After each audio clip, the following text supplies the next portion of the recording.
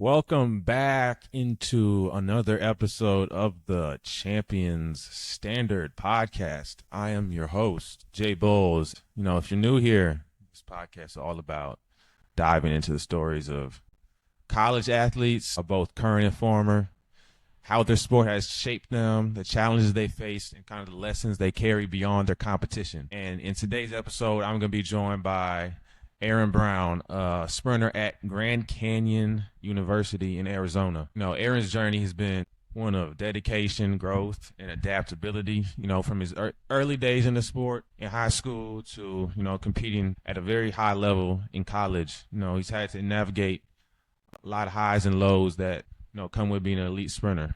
In this conversation, we're going to talk a lot about what first got him into track, the few adjustments he's had to make in college, and how he, even more importantly, how he balances training, competition, with building his brand off the track with his huge following on social media. This episode is packed with tons of information, tons of insight. So whether you're an athlete, fan, or just, someone looking for motivation to stay disciplined and keep pushing forward, or looking to, try and build your brand or build out your social media, this is a great conversation for you, and I hope you really enjoy. So without further ado, let's get into it. Here's my conversation with Erin Brown. Man, I appreciate you coming on. How you been? I've been good, bro. Out here grinding, making things shake for real. Yes, sir. So, indoor season just ended. How's your training been? It's been pretty good. I took like the longer approach, like the slower approach. So I didn't really I wasn't training that fast indoor. But I still ran like pretty fast indoor. So things are going pretty good. That's good. That's good. Just talk us through a little bit of your training schedule right now. Like, what's that looking like on a day-to-day basis? Right now it's more so like less is better. Less is more right now. Rest is like super important. Recovery is super important. Things like that. Really taking that type of stuff serious. Not overdoing it. Kind of like reloading though. Coming off of indoor. So back to like doing like some longer stuff, like some longer runs, 300s, 350s. But yeah, it's pretty much that right now. Oh, that's solid. Just talk us a little bit how you felt come in the indoor season, what that was like for you, and then kind of like your mindset approach for indoor versus outdoor. I kind of approach them the same. I just know that outdoor is easier, like it's more natural. So I just tend to run faster because like I'm able to like open up more outdoor versus in like the tight turns indoor and having to run up and down the bank and change my speed multiple times during the race to like have my body in certain positions. So I think that's like the biggest difference for me. Yeah, so I've had some other conversations. A lot of other track athletes talk about the same kind of things with indoor versus outdoor, Mhm. kind of the different dynamics. Just talk about kind of your indoor experience, and has it like evolved for you at all in like over the years, or has it kind of always been just like a process? No, I definitely have evolved. I think I had a really like big breakout last year indoor because I was running like in high school. I ran 22 flat indoor in the 200. Yeah, I never ran the 400 in high school indoor, but pretty much the 200 I ran 22 flat. And last year I opened up in December 20.7. So it was like I had a big breakthrough. It was just like figuring things out. Actually taking like the weight room part serious, taking the technique aspect serious, and really getting stronger, getting faster, getting more efficient, not wasting a lot of movements, learning how to run a race instead of just being out there and just hoping for the best. Actually learn how to execute it properly and then able to repeat it. So with that breakthrough, I was able to also be really consistent with the times I was running. It was like every time I ran 20 point. It wasn't like I ran a 20 point here and then like a 21-2 or 21-3. I was running 20 point every single race. So, and even now, like it's pretty much the same thing. So I'll say like I really had to develop with the indoor, even outdoor too, but really develop indoor and just learn how to get better in it because the better I get indoor, the better I'll be outdoor. I see a lot of people, they just use that excuse indoor, oh, like it's just indoor, I ain't running fast. Like, bro, we have to do it, so you might as well do it fast. So I just took that and just tried to get the best I could in it. Yeah, that makes. I mean, yeah, I like that approach because you talked about it yourself. I mean, some people Yeah, don't really take it seriously, so it's kind of like you've flown in from indoor to outdoor, so you might as well kind of just take facts. it as seriously as you can. So, I really agree with that point. Just talk about kind of your like journey up until this point, like high school, college. How's the transition been through that? From high school to college, the transition was pretty smooth. I came in hot. I feel like I came into college at a really good time. Like I came in right before all the fifth years and 6 years and transfer portal went crazy. So I came in like when colleges were still recruiting high schoolers, and it was like pretty much easy to. And I was from Texas too, so it was like pretty much easy. Like if you run good in Texas, you can pretty much go where you want to go.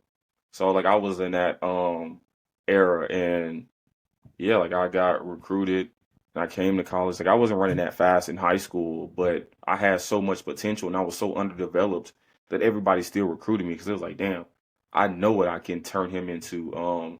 He has the mindset and he has the talent. He just hasn't had the coaching, hadn't had the team around him, haven't had like none of that.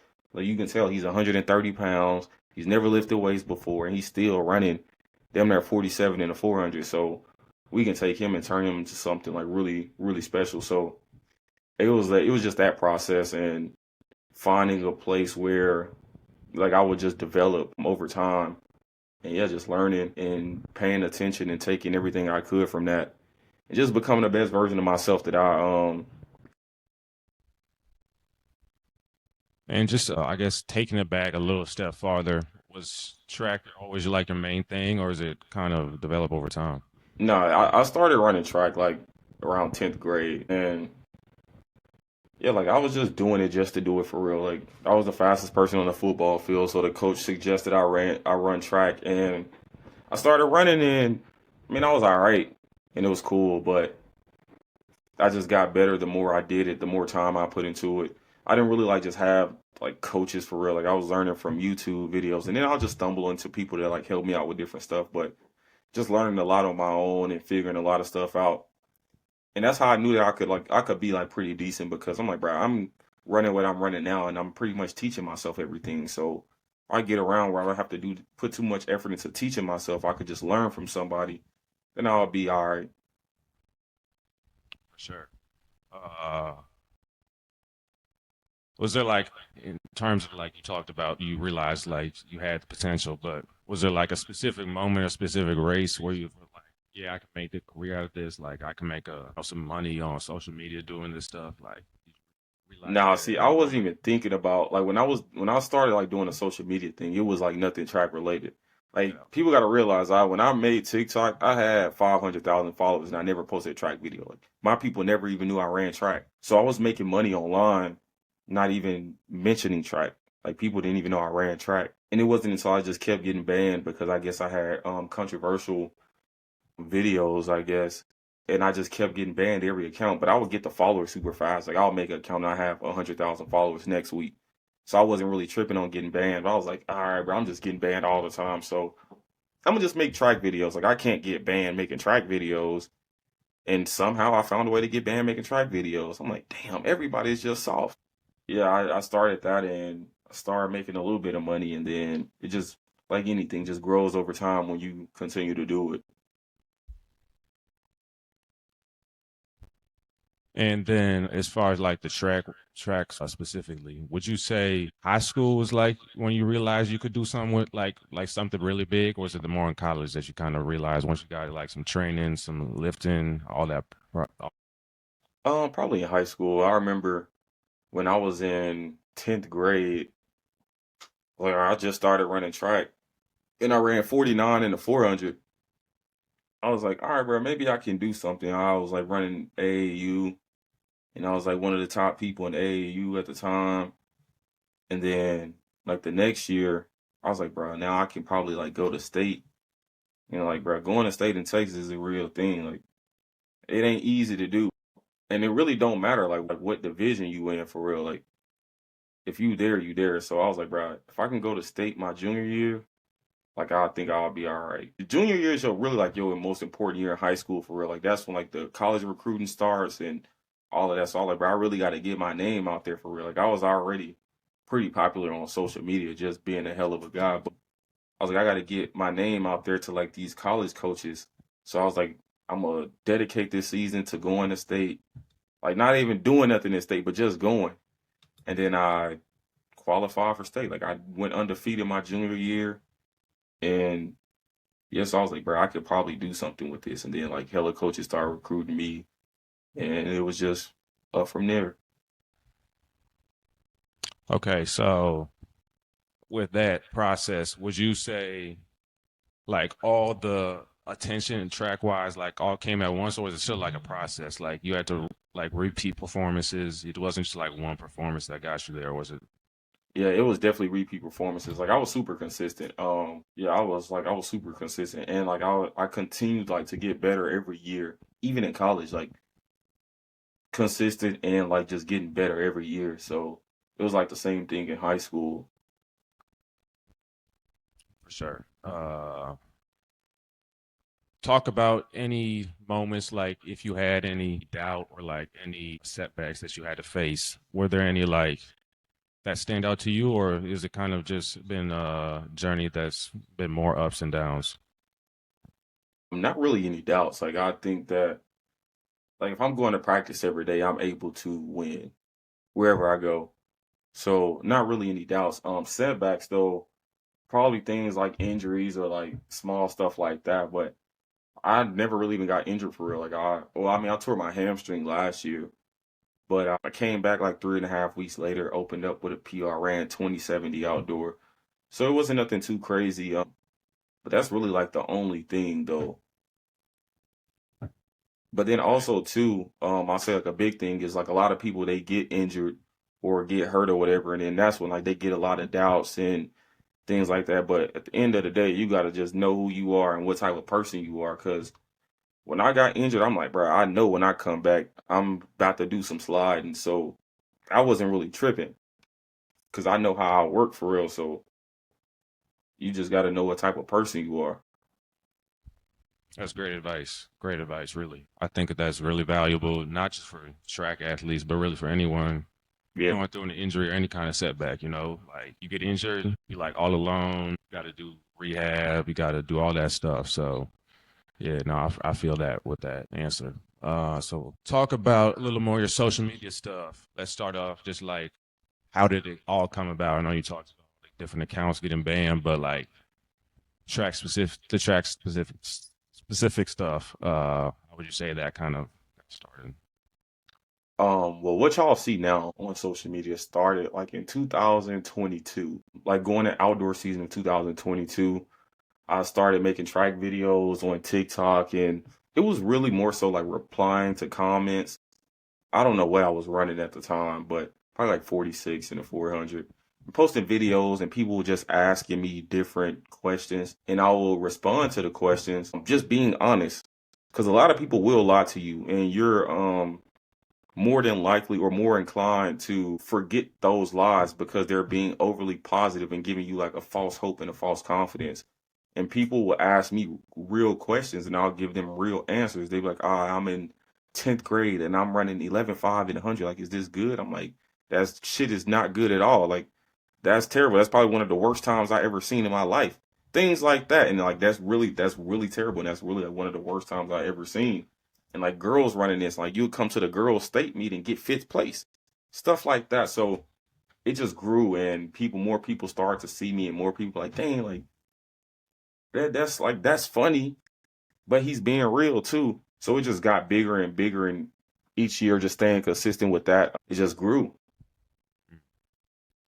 Okay, so the responding to comments, I think that's interesting because you will see a lot of people that say athletes that respond to comments are like, whatever it is, they look like they're soft or That's a little different because it was necessarily like these would be people like asking me questions, like asking me real I questions. got you. So I if you got you. asking me a question, but like if it's just like a hate comment, like a lot of those people take that to heart. Like I don't care about stuff like that because I'm in other people comments hating too. So if somebody come on my page hating, I don't care. Like it's not affecting me. It's not affecting how much money I get or none of that. Like I get paid to like respond to comments, like making videos. Now, if I'm just typing in the comments, I'm doing that for free. So I don't really engage in that.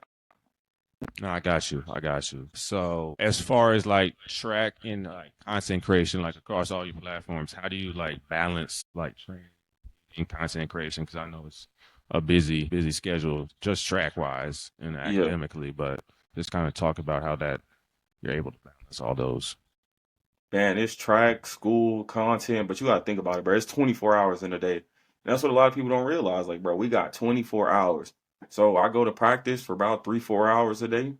And after track practice, I'm done with track for the day. Like, that's it. Like, I ain't bringing that home with me. I ain't going out thinking about track everywhere I go. Like, I just do that at practice and I just be what it be. Or if I have a meet, I run at the meet. If I run good, I run good. If I don't, we just gonna run better the next time. Like I'm not over dwelling on just track and then also with the content. I come home, I do the content for hour, 2 hour, 3 hours, however long I do it, and it just be what it be then. So just realizing that there's 24 hours in a day and there's enough time to pretty much do everything as long as you make time. Like a lot of people, well not even just a lot of people, everybody, you make time for what you feel is important. So all of these things are important, so I just make time for all of them. And was that for you like right when you started like the content, you were able to like kind of just get that in your mind, or is that evolved over time? Yeah, it's like I think like when I first started, I was realizing that there's a lot of time in a day. There's a lot of time. Like even with 10 minutes, you can do a lot with 10 minutes. So yeah, I realized that from the beginning. Yeah, no, that's great because I know some people that have trouble even just like with one of those aspects, and they gotta plan their schedules around just Yeah. one thing. So I really think that's an important message. Like 24 hours, a lot of time to do a lot of stuff. So that's great advice for sure. So with like the big social media following, do you ever feel like any added pressure from any of that, or is that kind of just a side thing that's not really part of track?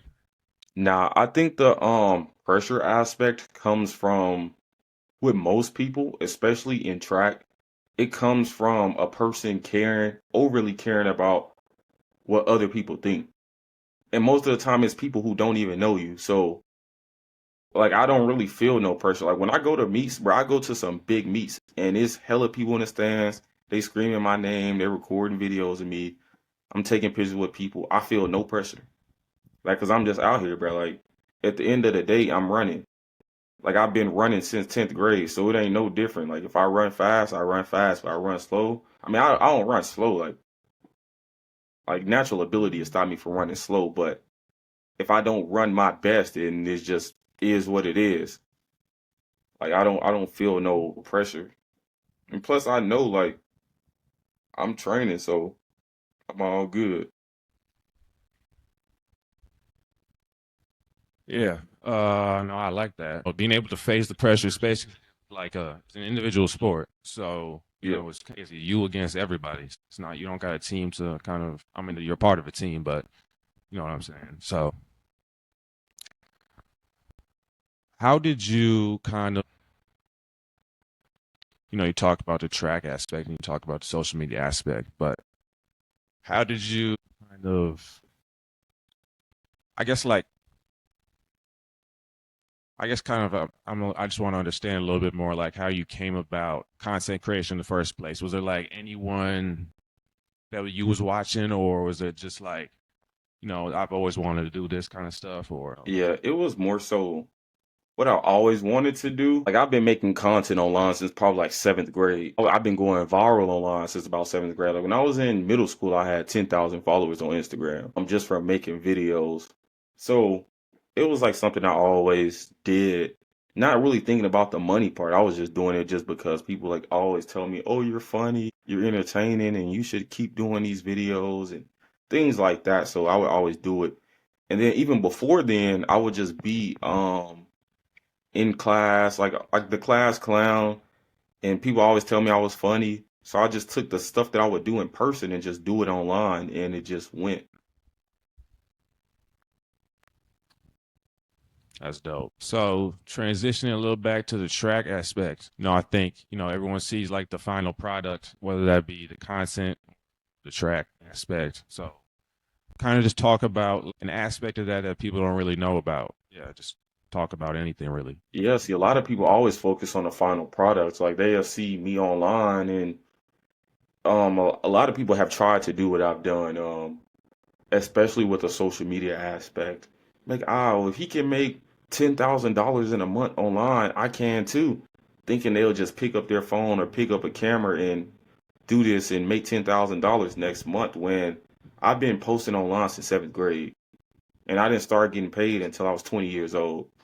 So a lot of people overly focus on the finished product rather than focus on the process. See, the process, a lot of people try to skip the process and just go to the product, and that's where a lot of people go wrong. And it's the same thing with track. A lot of people see a lot of guys running fast and think that, okay, this just gonna happen overnight. Like I'm gonna just train these few days or these few weeks or this season and just run super fast.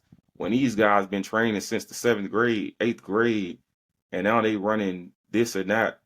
But yeah, people just gotta realize that everybody's different. Everybody path is different. Like you can reach the same end goal, but everybody path is just different.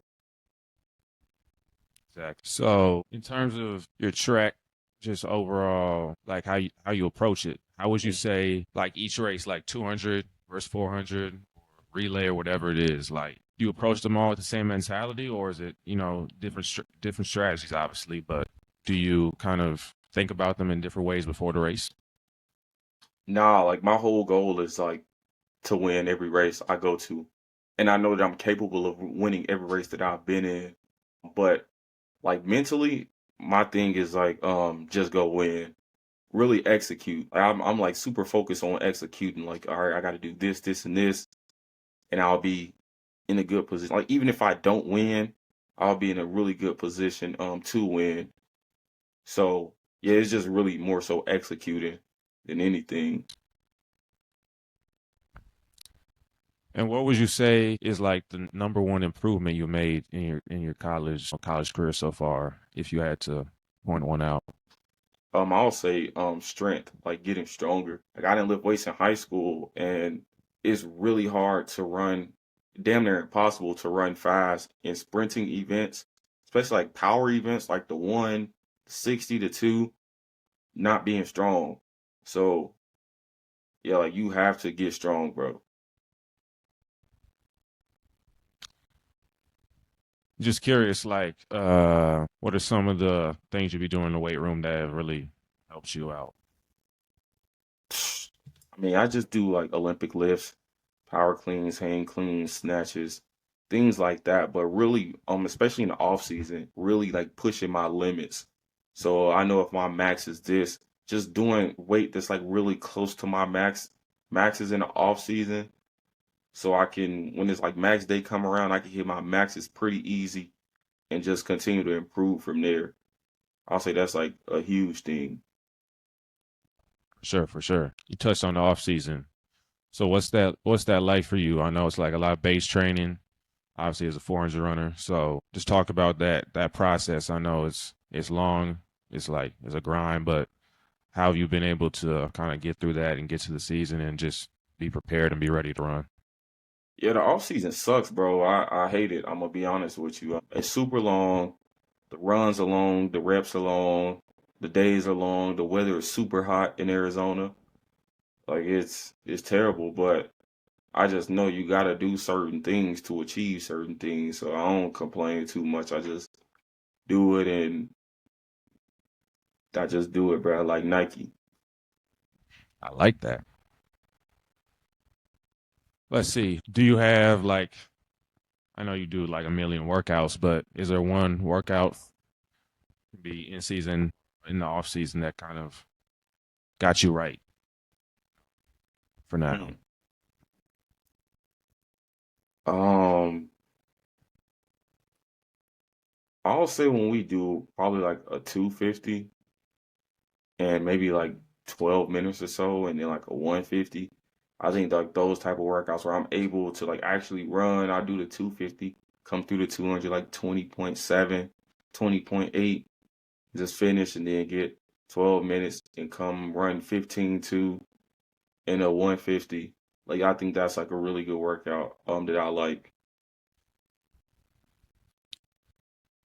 And how would you say like your training has been? Because obviously you train with a team, so just talk about the team dynamic of everything and kind of how like maybe like you got competition within the team, but also you got competition with other athletes from other schools. So how is that Yeah. like? How I guess it motivates me to be the best person I can be because like I have some really good teammates as well. And on any given day, like if I'm slacking, like they can come and beat me like pretty easily if they wanted to. But it just keeps me on my toes and keep me grinding for real.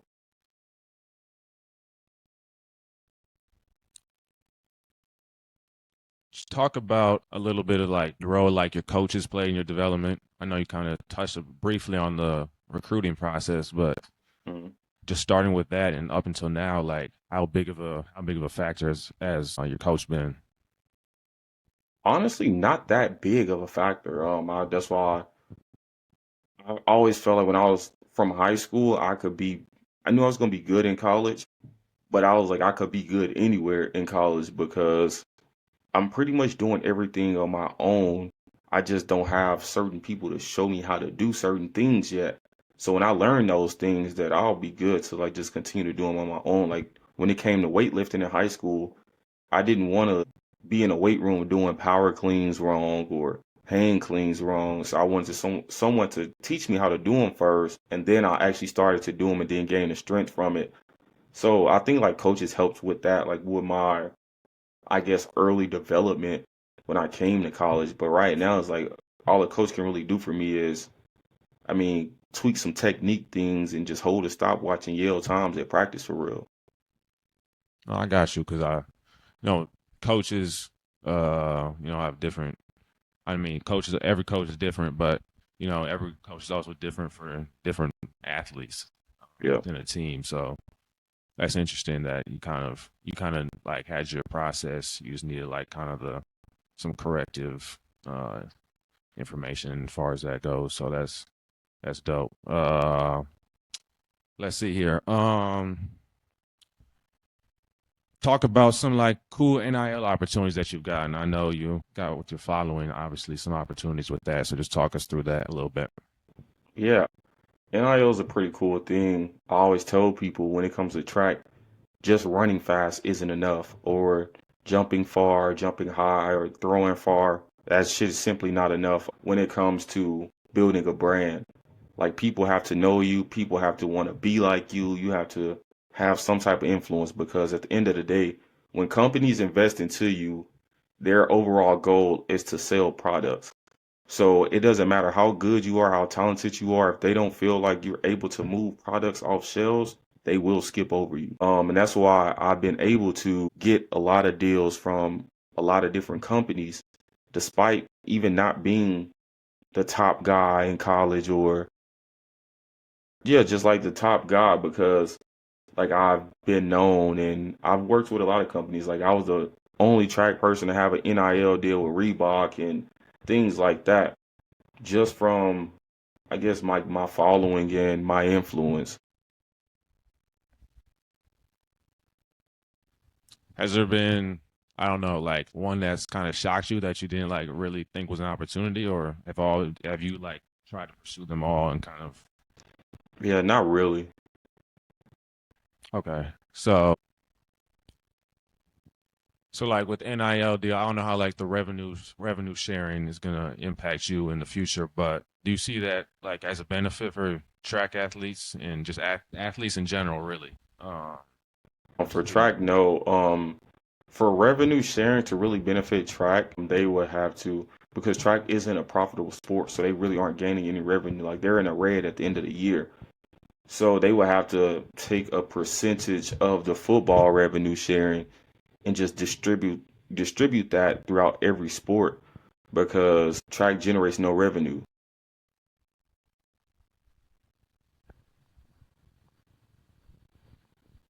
And yeah, no, that's the main problem. I just think you got like the two main sports.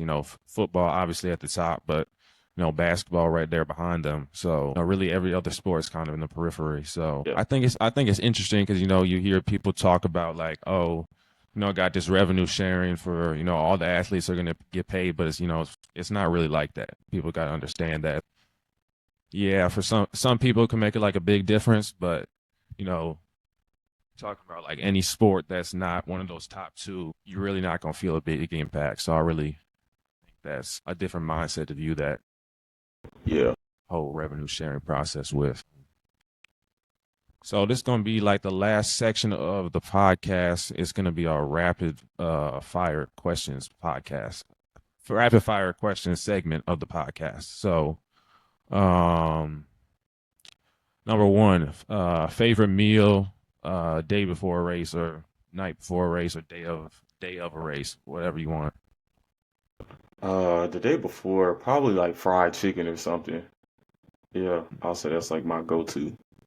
Okay, that's new. I haven't heard that once. That's new. Favorite race day song if you listen to one. See, I'm not really a music person. Okay. At track meet. Okay, just favorite song you've been listening to recently, I guess. If you have. Yeah, bro. I mean, if you don't listen to it like that, it's fine, but no, I'm just curious, I some don't know, people. probably something by Don Toliver though. Okay, okay, I like that. I like that. Kind of already answered this question. I kind of already know what the answer is, but indoor, outdoor. Definitely outdoor. Uh, what has been like your best race in your eyes that you've ever ran? Mm, probably best race. I'll probably say when I was in 10th grade and I broke 50 for the first time, and I ran 49.5 at AAU. That's probably like my best race. Sounds good. Wrap it up on a social media note. So, dream NIL deal. Mm, Dream NIL. I want to do a deal probably like with Apple or something. That's new. I've been seeing a lot of those. So yeah, that'll be dope for sure. Yeah, bro, Apple, bro, or Tesla. Facts. Got to go where the money is. Fi- This been dope conversation. Just tell us a little bit about what's going to be next for you, both on the track and off. Man, off the track, man, y'all just stay tuned. I got some big things in the works right now. And on the track, we expecting to do some sliding pretty soon. So stay tuned for that as well. And yeah, that's really it. And if you had to like give one piece of advice to young athletes trying to make it, like yourself, like you did, what would it be? My piece of advice is when people told you growing up that you can do or you can be whatever you want to be, that's the biggest lie ever told. You can do what and be whatever you work to be. Because you can dream to be whatever, but if you don't work to do that, you will never be that. So whatever you want to do or whatever you want to be, just work to do it. Have a plan. Don't just have a dream. Have a process to get there and it'll come true. But other than that, you'll be doomed forever. Yeah, exactly. The process is more important than the end result. Facts. Yep. The last thing, where can people keep up with what you're doing social media wise? TikTok at Aaron Spider Brown, Twitter, the Aaron Brown, Instagram, E. Diamonds. with the Z. And yeah, that's it. All right.